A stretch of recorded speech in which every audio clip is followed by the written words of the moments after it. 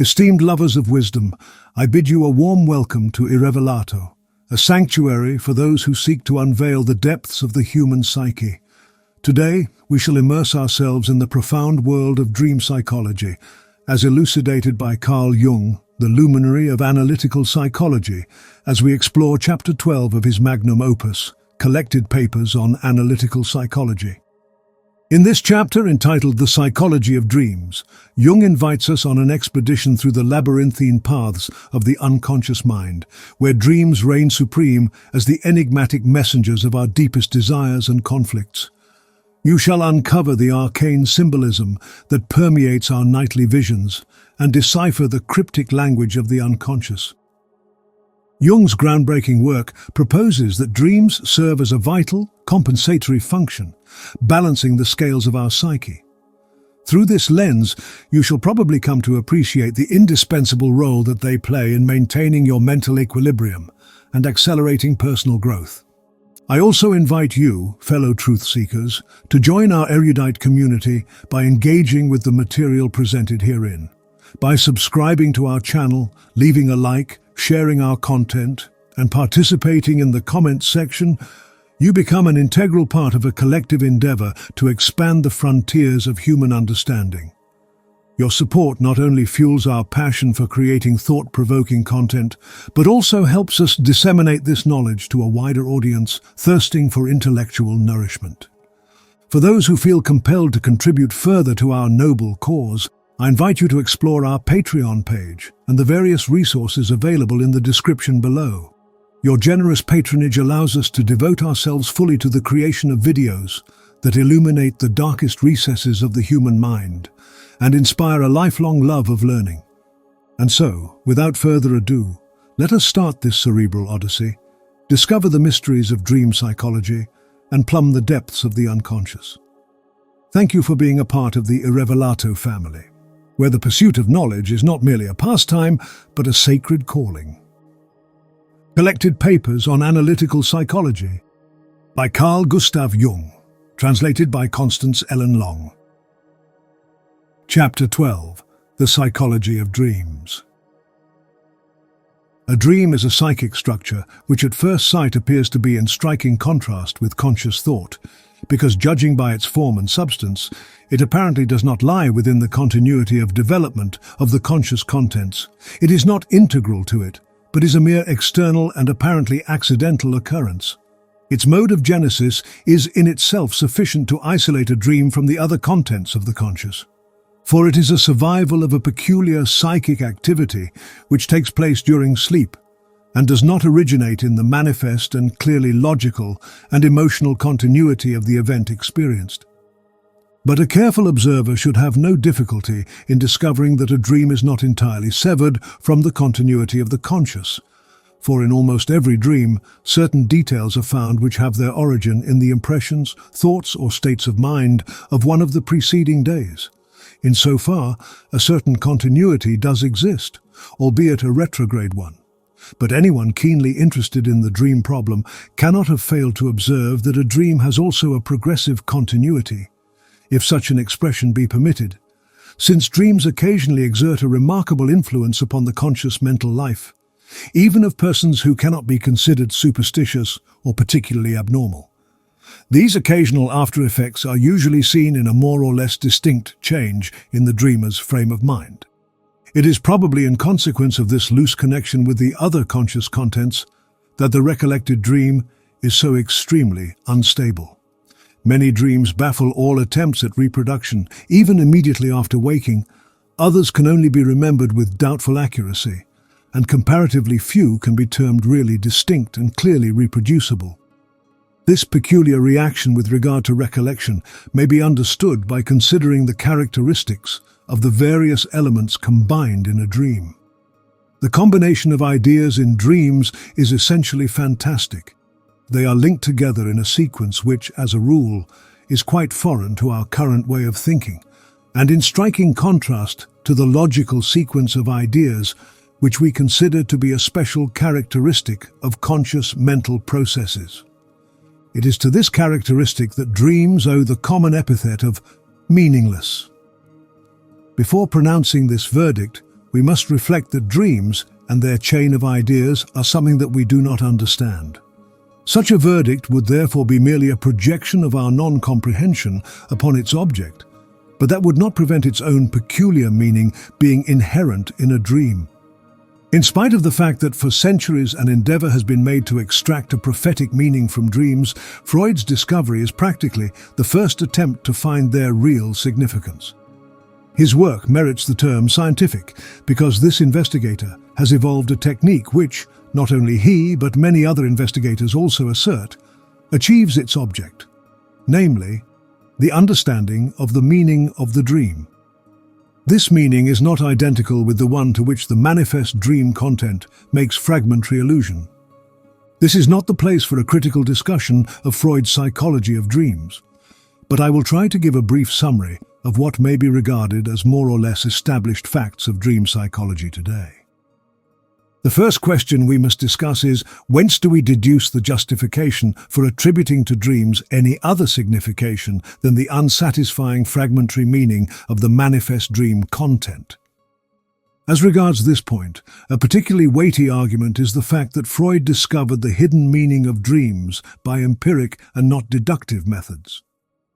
A further argument in favor of a possible hidden, as opposed to the manifest meaning of dreams, is obtained by comparing dream fantasies with other fantasies, daydreams and the like, in one and the same individual.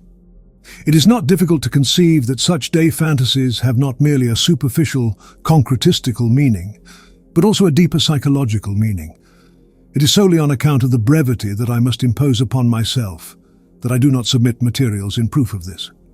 But I should like to point out that what may be said about the meaning of fantasies is well illustrated by an old and widely diffused type of imaginative story, of which Aesop's fables are typical examples, wherein, for instance, the story is some objectively impossible fantasy about the deeds of a lion and an ass. The concrete superficial meaning of the fable is an impossible phantasm, but the hidden moral meaning is plainly palpable upon reflection. It is characteristic of children that they are pleased and satisfied with the exoteric meaning of the story. But by far the best argument for the existence of a hidden meaning in dreams is provided by the conscientious application of the technical procedure to solve the manifest dream content. This brings us to our second main point, that is to say, the question of analytic procedure. Here again I desire neither to defend nor to criticize Freud's views and discoveries, but rather to confine myself to what seem to me to be firmly established facts. The fact that a dream is a psychic structure does not give us the slightest ground for assuming that it obeys laws and designs other than those applicable to any other psychic structure. According to the maxim, principia explicandi praeter necessitatem non sunt multiplicanda, we have to treat dreams in analysis just as any other psychic structure, until experience teaches us some better way. We know that every psychic construction considered from the standpoint of causality is the resultant of previous psychic contents. Moreover, we know also that every psychic structure, considered from the standpoint of finality, has its own peculiar meaning and purpose in the actual psychic process. This standard must also be applied to dreams. When, therefore, we seek a psychological explanation of a dream, we must first know what were the preceding experiences out of which it is combined. We must trace the antecedents of every point in the dream picture. For example, someone dreams that he is walking in a street. A child is running in front of him, who is suddenly run over by a motor car. We will trace the antecedents of this dream picture with the aid of the dreamer's recollections. He recognizes the street as one down which he had walked on the previous day. The child he acknowledges as his brother's child, whom he had seen on the previous evening when visiting his brother. The motor accident reminds him of an accident that had actually occurred a few days before, but of which he had only read an account in a newspaper. Popular opinion is known to be satisfied with this kind of explanation. People say, "Oh, that is why I dreamt such and such a thing." Obviously, this explanation is absolutely unsatisfactory from a scientific standpoint. The dreamer walked down many streets on the previous day. Why was this particular one selected? He had read about several accidents. Why did he select just this? The mere disclosure of an antecedent is by no means sufficient. for a plausible determination of the dream presentation can only be obtained from the competition of various causae. The collection of additional material proceeds, according to the principle of recollection that has been called the association method. The result, as will easily be understood, is the admission of a multifarious and quite heterogeneous mass of material, having apparently nothing in common but the fact of its evident associative connection with the dream contents. Otherwise, it could not have been reproduced by means of this content. How far the collection of such material should go is an important question from the technical point of view, since the entire psychic content of a life may be ultimately disclosed from any single starting point. Theoretically, the whole previous life experience might be found in every dream, but we only need to assemble just so much material, as is absolutely necessary, in order to comprehend the dream's meaning. The limitation of the material is obviously an arbitrary proceeding, according to that principle of Kant, which defines comprehension as to perceive to the extent necessary for our purpose. For instance, when undertaking a survey of the causes of the French Revolution, we could, in amassing our material, include not only the history of medieval France, but also that of Rome and Greece, which certainly would not be necessary for our purpose, for we can comprehend the historical genesis of the revolution just as well from much more limited material. Except for the aforesaid arbitrary limitation, the collecting of material lies outside the investigator's discretion. The material gathered must now be sifted and examined according to principles which are always applied to the examination of historical or any other experimental scientific material.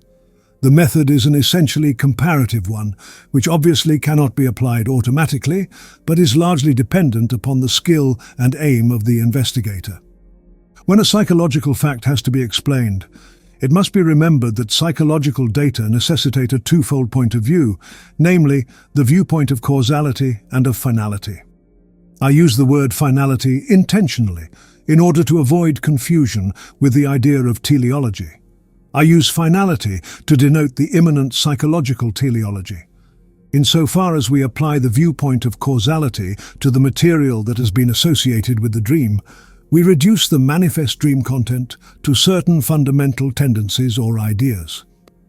These, as one would expect, are elementary and universal in character. For instance, a young patient dreams as follows. I'm standing in a strange garden and pluck an apple from a tree. I look about cautiously to make sure no one sees me. The associated dream material is a remembrance of having once, when a boy plucked a couple of pears surreptitiously from another person's garden. The feeling of having a bad conscience, which is a prominent feature in the dream, reminds him of a situation he experienced on the previous day. He met a young lady in the street, a casual acquaintance, and exchanged a few words with her. At that moment, a gentleman passed whom he knew, whereupon our patient was suddenly seized with a curious feeling of embarrassment, as if he had done something wrong. He associated the apple with the scene in paradise, together with the fact that he had never really understood why the eating of the forbidden fruit should have been fraught with such dire consequences for our first parents. This had always made him feel angry. It seemed to him an unjust act of God, for God had made men as they were, with all their curiosity and greed. Another association was that sometimes his father had punished him for certain things in a way that seemed to him incomprehensible. The worst punishment had been bestowed after he had secretly watched girls bathing. That led up to the confession that he had recently begun a love affair with a housemaid, but had not yet carried it through to a conclusion. On the night before the dream, he had had a rendezvous with her. Upon reviewing this material, we see that the dream contains a very transparent reference to the incident of the previous day. The connecting associative material shows that the apple episode is palpably meant for an erotic scene. For various other reasons, too, it may be considered extremely probable that this experience of the previous day is still operative even in this dream. In the dream, the young man plucks the apple of paradise, which in reality he has not yet plucked. The remainder of the material associated with the dream is concerned with another experience of the previous day, namely, with the peculiar feeling of a bad conscience, which seized the dreamer when he was talking to his casual lady acquaintance. This, again, was connected with the fall of man in paradise, and finally with an erotic misdemeanor of his childhood, for which his father had punished him severely. All these associations are linked together by the idea of guilt. In the first place, we will consider this material from Freud's point of causality. In other words, we will interpret it, to use Freud's expression. A wish has been left unfulfilled from the day before the dream. In the dream, this wish is realized in the symbolic apple scene. But why is this realization disguised and hidden under a symbolic image instead of being expressed in a distinctly sexual thought? Freud would refer to the unmistakable sense of guilt shown up by the material, and say the morality that has been inculcated in the young man from childhood is bent on repressing such wishes, and to that end brands the natural craving as immoral and reprehensible. The suppressed immoral thought can therefore only achieve expression by means of a symbol. As these thoughts are incompatible with the moral content of the conscious ego, a psychic factor adopted by Freud called the censor prevents this wish from passing undisguised into consciousness. Reviewing the dream from the standpoint of finality, which I contrast with that of Freud, does not, as I wish to establish explicitly, involve a denial of the dream's cause, but rather a different interpretation of the associative material collected around the dream. The material facts remain the same, but the standard by which they are measured is altered. The question may be formulated simply as follows. What is this dream's purpose? What should it effect? These questions are not arbitrary, inasmuch as they may be applied to every psychic activity. Everywhere the question of the why and wherefore may be raised. It is clear that the material added by the dream to the previous day's erotic experience chiefly emphasizes the sense of guilt in the erotic act. The same association has already been shown to be operative in another experience of the previous day, in the meeting with his casual lady acquaintance, when the feeling of a bad conscience was automatically and inexplicably aroused, as if in that instance too the young man had done something wrong. This experience also plays a part in the dream, which is even intensified by the association of additional appropriate material. The erotic experience of the day before being depicted by the story of the fall, which was followed by such a severe punishment. I maintain that there exists in the dreamer an unconscious propensity or tendency to conceive his erotic experiences as guilt. It is most characteristic that the association with the fall of man should ensue, the young man having never really grasped why the punishment should have been so drastic. This association throws light upon the reasons why the dreamer did not think simply, "I am doing what is not right." Obviously, he does not know that he might condemn his own conduct as morally wrong. This is actually the case. His conscious belief is that his conduct does not matter in the least, morally, as all his friends were acting in the same way. Besides, for other reasons too, he is unable to understand why such a fuss should be made about it. Whether this dream should be considered full or void of meaning depends upon a very important question, viz. Whether the standpoint of morality handed down to us through the ages by our forefathers is held to be full or void of meaning. I do not wish to wander off into a philosophical discussion of this question, but would merely observe that mankind must obviously have had very good reasons for devising this morality. Otherwise it would be truly incomprehensible why such restraints should be imposed upon one of man's strongest cravings. If we attach due value to this fact, we are bound to pronounce this dream to be full of meaning, for it reveals to the young man the necessity of facing his erotic conduct boldly from the viewpoint of morality. Even quite primitive races have in some respects extremely strict legislation concerning sexuality. This fact proves that sexual morality in particular is a not-to-be-despised factor in the soul's higher functions, but deserves to be taken fully into account.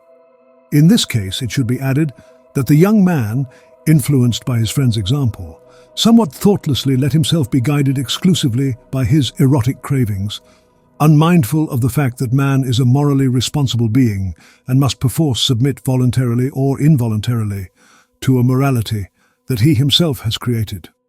In this dream, we can discern a compensating function of the unconscious, consisting in the fact that those thoughts, propensities, and tendencies of a human personality, which in conscious life are too seldom recognized, come spontaneously into action in the sleeping state, when to a large extent the conscious process is disconnected. The question might certainly be raised of what use is this to the dreamer if he does not understand the dream. To this I must remark that to understand is not an exclusively intellectual process, for, as experience proves, man may be influenced, nay, even very effectually convinced, by innumerable things, for which he has no intellectual understanding. I will merely remind my readers of the efficacy of religious symbols. The example given above might suggest the thought that the function of dreams should be understood as a distinctly moral one. Such appears to be the case in the aforementioned specimen. But if we recall the formula according to which dreams contain the subliminal materials of a given moment, we cannot speak simply of a moral function. For it is worthy of note that the dreams of those persons whose actions are morally unexceptionable bring materials to light that might well be characterized as immoral in the current meaning of that term. Thus, it is significant that St. Augustine was glad that God did not hold him responsible for his dreams. The unconscious is the unknown of a given moment. Therefore, it is not surprising that all those aspects that are essential for a totally different point of view should be added by dreams to the conscious psychological situation of a given moment. It is evident that this function of dreams signifies a psychological adjustment, a compensation essential for properly balanced action. In the conscious process of reflection, it is indispensable that, so far as possible, we should realize all the aspects and consequences of a problem in order to find the right solution.